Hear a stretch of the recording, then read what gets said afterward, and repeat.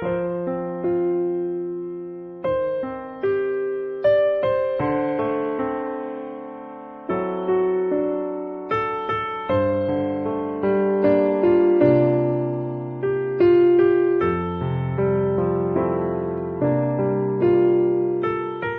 우리 오늘 기도하겠습니다. 오늘 기도할 제목은 우리 이 땅의 기업인들을 위해 좀 기도했으면 좋겠습니다. 지금 뭐 경제 위기다 이런 말도 있습니다. 금리는 올라가고 세금은 또 우리가 높게 내고 있고 그러다 보니까 회사의 경영자들이나 오너들이 경영하기가 참 어려운 시대라는 그런 얘기를 합니다.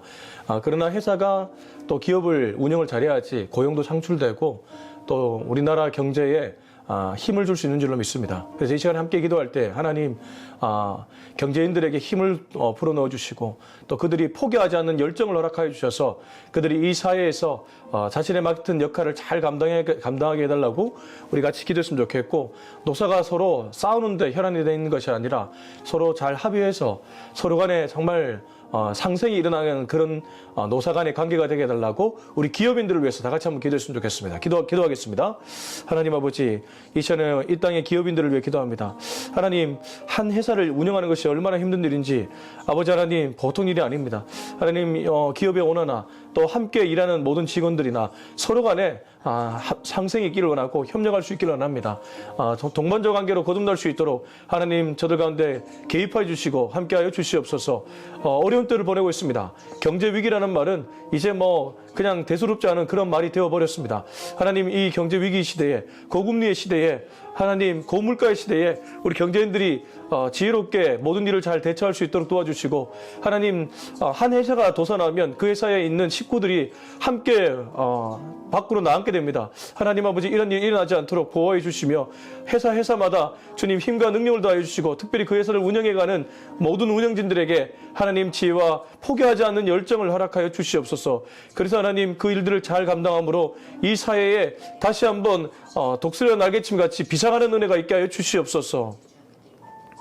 하나님 아버지, 물론 뭐 부도덕한 경영진들도 있을 것입니다.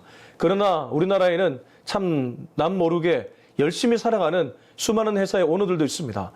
갑질이라는 이름으로 프레임이 씌워져서 그들을 부정적으로만 보는 그런 시야들 이제는 걷어주시고, 정말 지혜롭고 슬기롭게 회사의 식구들을 챙기려고 하는 그러한 오너들이 다시 한번 이 사회에서 각광받는 그런 시대가 도래할 수 있도록 도와주시고, 뿐만 아니라 함께 일하는 노동자들에게도 하나님 힘과 능력을 주시고, 그들 모두 가장들입니다. 한 가정을 지키는 가장들, 주여 그들에게 정말 밥 한 끼를 따뜻하게 먹을 수 있는 그러한 은혜를 허락하여 주시고, 밖으로 내몰리는 그런 일이 일어나지 않도록 이 사회의 모든 기업들을 하나님 보호하여 주시옵소서. 감사드리며 예수님의 이름으로 기도합니다.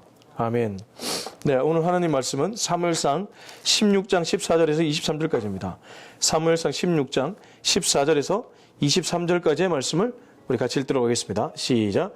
여호와의 영이 사울에게서 떠나고 여호와께서 부리시는 악령이 그를 번뇌하게 한지라.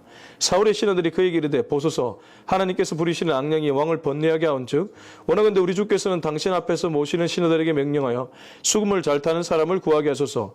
하나님께서 부리시는 악령이 왕에게 이를 때에 그가 손으로 타며 왕이 나으시리이다 하는지라. 사울이 신하에게 이르되, 나를 위하여 잘 타는 사람을 구하여 내게로 데려오라 하니, 소년 중 한 사람이 대답하여 이르되, 내가 베들레헴 사람 이새의 아들을 본즉 수금을 탈 줄 알고 용기와 무용과 구변이 있는 준수한 자라. 여호와께서 그와 함께 계시더이다 하더라. 사울이 이에 전령들을 이새에게 보내어 이르되, 양치는 내 아들 다윗을 내게로 보내라 하며, 이새가 떡과 한 가죽 부대의 포도주와 염소 새끼를 나귀에 실리고 그의 아들 다윗을 지켜 사울에게 보내니, 다윗이 사울에게 이르러 그 앞에 모셔서매 사울이 그를 크게 사랑하여 자기의 무기를 드는 자로 삼고, 또 사울이 이새에게로 사람을 보내어 이르되, 원하건대 다윗을 내 앞에 모셔 서게 하라. 그가 내게 은총을 얻었느니라 하니라. 하나님께서 부리시는 악령이 사울에게 이를 때에 다윗이 수금을 들고 와서 손으로 탄즉 사울이 상쾌하여 낫고 악령이 그에게서 떠나더라. 아멘. 네, 오늘 하나님의 영에 의해 쓰임받는 사람과 하나님이 쓰지 않는, 하나님이 오히려 부리는 악령, 이 악한 영에게 사로잡힌 사람의 특징을 너무나 잘 보여주고 있습니다. 여러분, 공동체 믿음 생활을 한다고 해도 우리가 자칫 악령에 붙잡혀버리면 도리어 교회를 세우는 것이 아니라 교회를 무너뜨리는 데 일조할 수 있습니다. 그런 사람이 열심을 내면 낼수록 오히려 교회는 위험해지는 것이죠. 오늘 말씀을 통해서 나의 영적 상태는 어떤지 진단하는 시간이 되었으면 좋겠습니다. 우선 14절입니다. 같이 읽겠습니다. 시작. 여호와의 영이 사울에게서 떠나고 여호와께서 부리시는 악령이 그를 번뇌하게 한지라. 자, 여기 분명하게 나옵니다. 두 가지가 나오죠. 여호와의 영이 나오고 또 여호와께서 부리시는 악령이 나옵니다. 자, 여호와께서 부리시는 악령 그러면 그 주체가 여호와 같지만 실은 여호와를 대적하는 루시퍼, 이 악한 영이라고 봐야 마땅할 것입니다. 그는 하나님의 품을 떠났습니다. 하나님은 물론 천사까지 부릴 수 있는 위대한 존재가 맞지만 그를 대적해서 떠났습니다. 그리고 그가 하는 일은 이제 호시탐탐 이 공중 건설을 잡고 사람을 공격해 들어가는 것이죠. 사울 왕이 대상이 되어버렸습니다. 원래 그는 누구의 사람이었습니까? 14절 앞절을 보시면 여호와의 영에 사로잡힌 사람이었습니다. 사무엘이 그에게 기름을 부었을 때에 그는 여호와의 영에 감동되었고 이스라엘 지도하는 여호와의 사람이 되었습니다. 그런데 오늘 14절은 얘기합니다. 여호와의 영이 사울에게서 떠났다. 여러분, 이 떠났다는 것 언제 일어났을까요? 순식간에 일어났습니다. 물론 그가 전조 증상을 보여줬죠. 하나님이 영이 떠날 만한 일을 본인 스스로 자초했죠. 근데 이렇게 영이 떠나가는 것은 순식간에 이루어졌다는 것입니다. 그리고 악령이 그를 붙잡은 것도 순식간에 이루어졌습니다. 이게 무슨 말입니까? 우리가 어떤 순간에 자칫하면 마귀의 종로로 탈 수도 있고 또 깨어있고 하나님께 기도하며 하나님의 마음을 찾으면 하나님의 영에 감동된 사람이 될 수 있다는 것입니다. 이 백지자 한 장 차이입니다. 우리도 깨어있어야 될 이유가 여기에 있습니다. 우리가 깨어있지 않으면 자칫하면 나는 열심히 한다고 열심히 한 그 일이 오히려 마귀의 종노릇이 될 수 있기 때문입니다. 정말 영적으로 깨어있어야 됩니다. 특별히 이 시대는 더욱 그런 줄로 믿습니다. 시대가 악합니다. 시대에 영향을 받는 사상이나 풍조가 너무 많이 있습니다. 그러다 보니까 우리가 자칫하면 교회 안에서조차 그런 악령의 종노릇하는 그런 일을 할 수 있다는 것이죠. 근데 여기 14절 후반절에서 놓치지 말아야 될 단어가 있습니다. 자, 악령이 누구를 뭐 했다고 하죠? 사울을 번뇌하게 만들었다고 합니다. 히브리어 원어로 찾아가 보면 이 번뇌하다는 것이 괴롭히다, 붙잡다 이런 의미가 있습니다.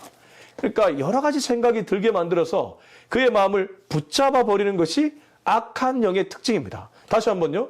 여러 가지 생각이 들게 만들면서 그를 마음에 딱 붙잡고 괴롭히게 만드는 것이 악한 영의 특징이라는 것이죠. 그러면 여호와의 영의 특징은 무엇일까요? 하나님의 영의 특징은 무엇일까요? 그 반대라고 보면 되겠습니다. 그래서 주의 영이 임한 곳에 참 자유가 있다. 하나님의 영이 임하면 붙잡히게 되는 것이 아니라 해방되게 됩니다. 우리 23절 한번 볼까요? 23절을 먼저 보시면 23절 마지막 절을 보십시오. 다윗이 수금을 들고 와서 손으로 탄즉 사울이 상태를 낳고 악령이 그에게서 어떻게 된다고요? 떠났다. 그렇습니다. 하나님의 영이 임하면 악한 영이 떠나게 되고 해방된다는 것이죠. 그러나 악한 영이 임하면 어떻게 됩니까? 마음을 딱 붙잡아가지고 어디에 매이게 만듭니다. 여러분 혹시 어떤 문제 때문에 완전히 매여 있습니까? 혹시 여러분은 악한 영에 지금 노출되고 있는지도 모릅니다. 나를 자꾸 번뇌하게끔 만들고 나를 괴롭히는 그런 영은 악한 영임에 틀림없습니다. 그렇기 때문에 오늘 영적 상태를 한번 진단해 보십시오. 15, 16절입니다. 다 같이 시작. 사울의 신하들이 그에게 이르되 보소서 하나님께서 부리시는 악령이 왕을 번뇌하게 하온즉 원하건대 우리 주께서는 당신 앞에서 모시는 신하들에게 명령하여 수금을 잘 타는 사람을 구하게 하소서. 하나님께서 부리시는 악령이 왕에게 이를 때에 그가 손으로 타면 왕이 나으시리이다 하는지라. 자, 15, 16절에도 두 가지가 반복됩니다. 하나는 악령이고 두 번째는 번뇌입니다. 자, 15절에 보면 악령 나오죠. 16절에도 악령 나옵니다. 그리고 15절 끝에 보면 악령이 왕을 번뇌하게 했다고 다시 한번 강조하고 있습니다. 자, 근데 요 악령이 붙잡는 영이고 괴롭히는 영이고 나를 무언가에 매이게 만드는 영인데 이거를 벗어나게 만드는 비결이 16절에 있습니다. 16절 다시 한번 보시면 우리 주께서는 당신 앞에서 모시는 신하들에게 명령하여 수금을 잘 타는 사람을 구하게 하소서. 하나님께서 부리시는 악령이 왕에게 이를 때 그가 손으로 타면 왕이 나으시리다 하는지라. 자, 악령이 떠나가는 방법 중에 하나가 뭐라고 얘기하고 있습니까? 수금이죠. 수금은 하프라고도 볼 수 있습니다. 그러니까 수금을 잘 탄다는 것은 다르게 말하면 찬양이죠. 지금으로 적용하자면 찬양이죠. 그래서 이 사단 마귀가 제일 싫어하는 것 중에 하나가 찬양입니다. 여러분 힘들 때 찬양을 집에서도 소리 높여 부르십시오. 뭐 옆집에 방해돼도 괜찮습니다. 내가 지금 죽을 지경인데 일단 살아나야 되지 않겠습니까? 너무 힘들고 너무 괴롭고 너무 마음에 번민이 찾아올 때는 오히려 찬양으로 떨쳐버리시기 바랍니다. 여기 지금 16절에 얘기해주고 있습니다. 수금 잘 타는 사람. 다윗 자체도 위로가 되었겠지만 다윗의 수금, 하나님이 허락하신 그 아름다운 찬양의 곡조가 나의 마음을 다 풀어주는 것이죠. 그래서 이 악한 영에서 벗어나는 지름길 중에 하나가 찬양을 듣고 찬양을 부르는 것입니다. 수금 잘 타는 사람 그렇게 얘기하고 있죠. 자, 17절 읽어보겠습니다. 시작.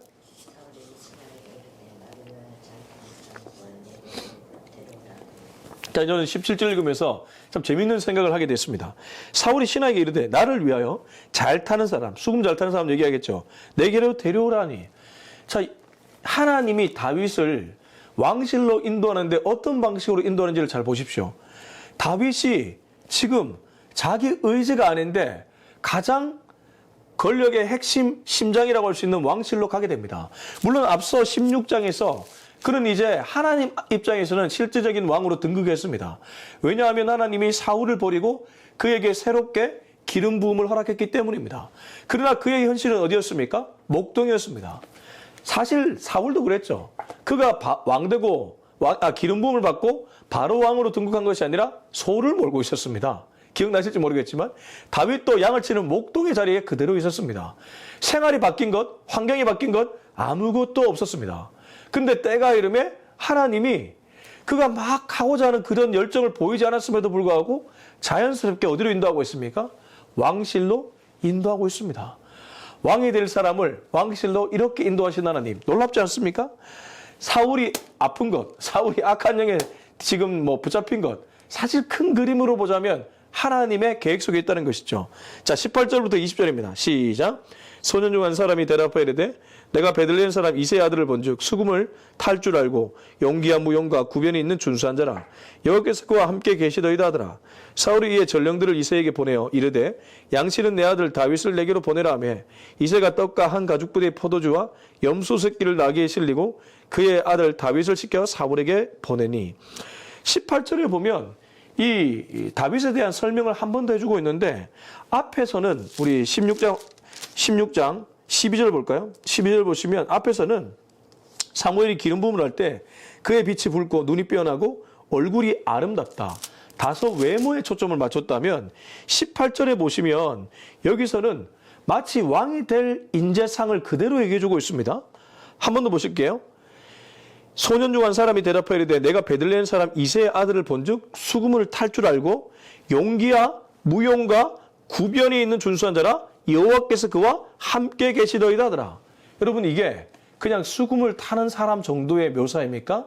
아니면 진짜 시대의 인재상입니까? 제가 아무리 읽어도 이건 시대의 인재상이고 왕이 될 사람의 모습입니다. 그러니까 지금 사무엘서의 기록자는 의도적으로 이 왕실로 들어오는 다윗을 이렇게 기록하고 있다는 것입니다. 근데 여기서 저의 눈을 끈 것은 다시 한번 수금을 탈 줄 안다는 이 표현이었습니다. 왜 이 표현이 눈에 들어왔냐면 생각해 보십시오. 다윗이 평소 수금을 탈 때는 이게 왕실에서 쓰임받을 줄 예상이나 했겠습니까? 전혀 예상하지 못했을 것입니다. 그런 취미생활로 학풀을 뜯었겠죠. 수금을 뜯었을 것입니다. 근데 때가 이루어졌을 때 하나님의 타이밍이 딱 되었을 때 그가 그 수금을 탈 줄 아는 그 능력이 어디에서 쓰임받게 됩니까? 왕실에서 쓰임받게 된다는 것이죠. 그렇습니다. 하나님은 내가 한 작은 말짓을 놓치지 않습니다. 그러므로 하나님 앞에 우리는 언제나 최선을 다할 필요가 있습니다. 그 일이 언제 어떻게 쓰임받을지를 모르기 때문입니다. 다윗이 수금을 탔을 때 그가 나중에 사울 왕의 치유 때문에 왕실에 가서 그 일을 하게 될 줄 예상이나 했겠습니까? 전혀 예상하지 못했을 것입니다. 그런데 하나님은 기억하고 있었습니다. 하나님은 보고 계셨습니다. 그래서 때가 이름에 이 일을 하고 있다는 것이죠. 저는 이 아침 예배 사실 몇 명 안 되는 이 곳에서 예배드리는 것이 쉽지 않다는 생각도 듭니다. 그러나 저는 하나님이 보고 계신 줄로 확신합니다.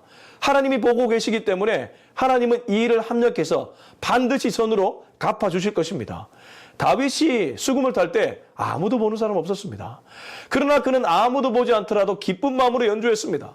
하나님과 교제하며 기쁜 마음으로 연주했습니다. 하나님 다 보고 계셨고 다 듣고 계셨습니다. 그리고 때가 이름에 왕 앞에서 연주하는 특권을 허락해 주셨다는 것이죠.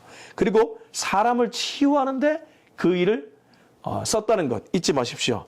그리고 19절 20절은 뭐 사울이 전령을 벌였다고 하고 이제 이새는 자기 아들 다윗을 뭐 이렇게 여러 가지 물품을 갖고 왕실로 보냈습니다. 21절 22절 같이 읽겠습니다. 시작. 사울이 그를 크게 사랑하여 자기의 무기를 드는 자로 삼고 또 사울이 이새에게 사람을 보내어 이르되 원하건대 다윗을 내 앞에 모셔 서게 하라. 그가 내게 은총을 얻었느니라 아니라. 자, 참 재밌습니다. 다윗이 사울이 이르렀을 때 사울이 그를 크게 사랑했다고 합니다. 성경 한 구절도 허투루 기록되는 법이 없습니다. 그냥 사랑하는 것이 아니라 크게 사랑했대요.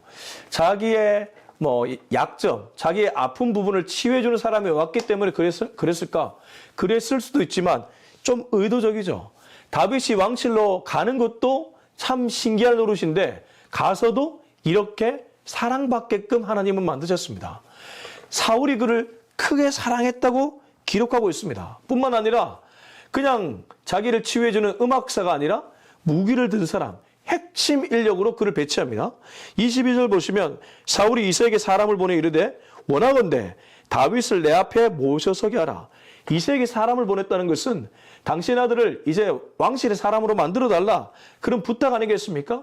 완전히 다윗은 왕실 사람이 되어버렸습니다. 그리고 내게 은총을 얻었다. 이 표현을 아버지로 하여금 듣게 만듭니다.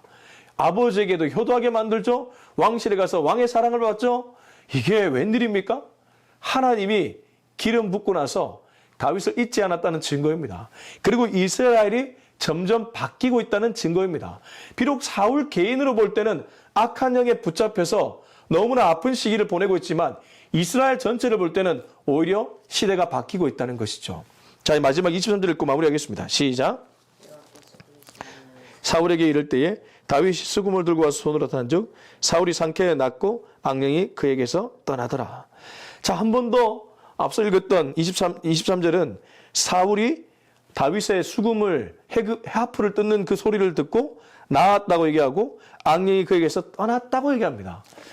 매 순간 떠나진 않았겠지만 적어도 다윗의 수금을 탈 때는 악한 영이 그를 괴롭히지 못했다고 기록하고 있는 것이죠. 중요한 건 이 악한 영은 결국 하나님의 찬양, 하나님의 영에 감동된 사람이 나타나면 떠나간다는 것입니다.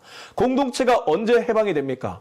하나님의 영에 감동된 사람이 들끓을 때 공동체가 회복되고 해방되는 줄로 믿습니다.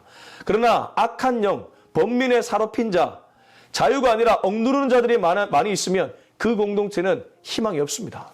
자, 우리 한 번 더 말씀을 보았으면 좋겠는데요. 16장 13절입니다. 13절. 23절에 정반대가 되는 말씀이죠.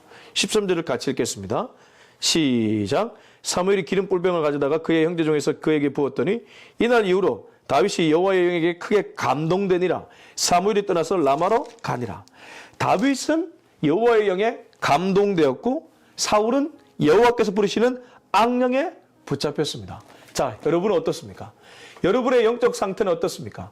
다윗처럼 여호와의 영에 감동되어서 수금 하나를 타면서도 기쁜 마음으로 연주하고 있습니까? 아니면 여러 가지 복잡한 생각에 붙잡혀서 자유를 전혀 누리지 못하고 번민에 빠져 있습니까? 그로 인해 주변 사람들을 힘들게 만들고 있습니까? 나의 영적 상태를 진단해서 바라기는 다윗처럼 여호와의 영에 감동되어서 온전한 자유를 누릴 수 있는, 그래서 공동체를 살릴 수 있는 저와 여러분이 될 수 있길 예수님의 이름으로 축원합니다. 기도하겠습니다. 이 시간 함께 기도하겠습니다. 주님, 깨어있지 않으면 나도 모르는 사이에 나도 사울처럼 악한 영에 붙잡힐 수 있다는 생각을 하게 됩니다. 주님, 혹시 내가 악한 영에 붙잡혀 있다면 이 시간 주여 선포합니다. 예수의 이름으로 그 악한 영이 떠나가게 하여 주시옵소서. 붙잡힌 모든 사람들이 자유함을 누릴 수 있도록 주님 역사하여 주시옵소서. 우리 다 같이 한번 기도하겠습니다. 아버지 하나님 감사합니다. 이 시간에 이 귀한 말씀을 통해서 여호와의 영에 감동된 사람이 얼마나 중요한지를 깨닫게 됩니다.